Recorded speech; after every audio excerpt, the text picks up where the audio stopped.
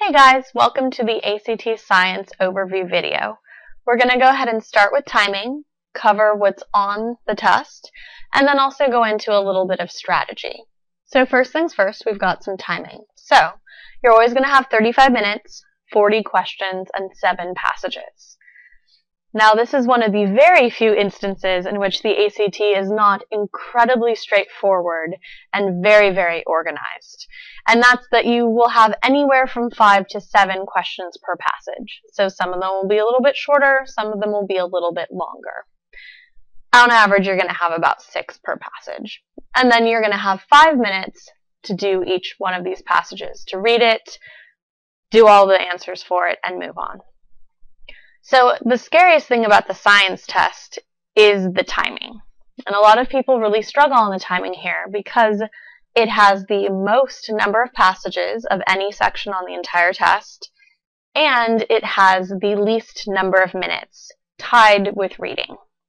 So in terms of the science section, the really hardest thing that you're going to have to take care of is timing.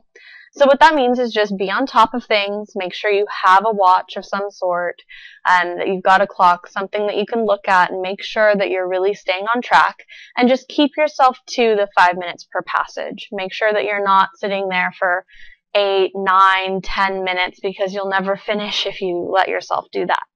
And luckily, the science passage is not actually a science knowledge section. All the passages will deal with science, but what your job is to do is just to read and understand whatever it is that they're telling you, and then answer some questions.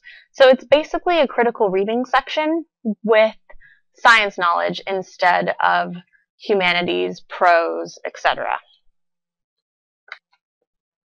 Alright, so you are definitely going to be reading about different sciences, so it's helpful to know what's covered.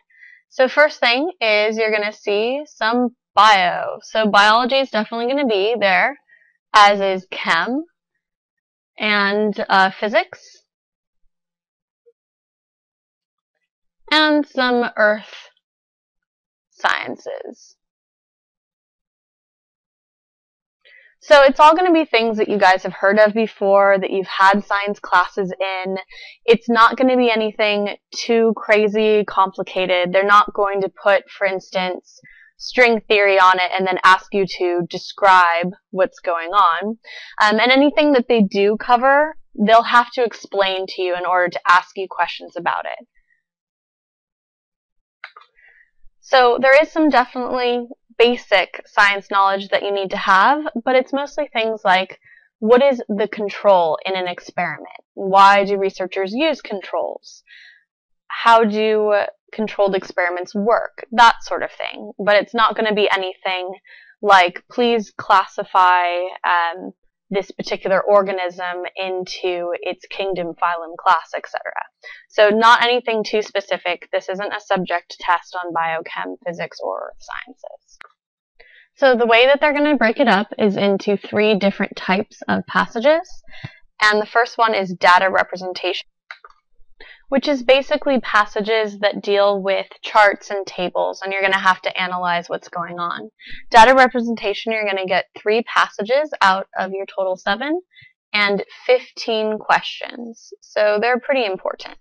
Next up, research summary passages, which is basically there are several experiments going on, and they're going to explain what they did, what they changed, and what the results for. And there's going to be 18 questions for those. So you've got a lot of those as well. And the last type is conflicting viewpoints. You're only going to see 1 passage for this. But basically it's 2, potentially 3 scientists, students, etc. who are discussing the reason for a phenomenon. And you're going to see 7 questions for those. So only 1 passage with 7 questions. Alright, so strategy is going to be a little bit different based on the different types of passages, and that's something we'll get into more in depth in the next videos. But the basic idea is that you want to always make sure that you are marking down important information when you're reading. Next thing is, when you look at the questions, if you can predict an answer, that's always a good idea. And then finally, all you have to do is just select an answer that works. Okay, thanks guys. In the videos that follow, we're going to go ahead and go over those different types of passages, in more depth, and we'll also go over the types of questions you're going to see. Alright, thanks so much, and see you later.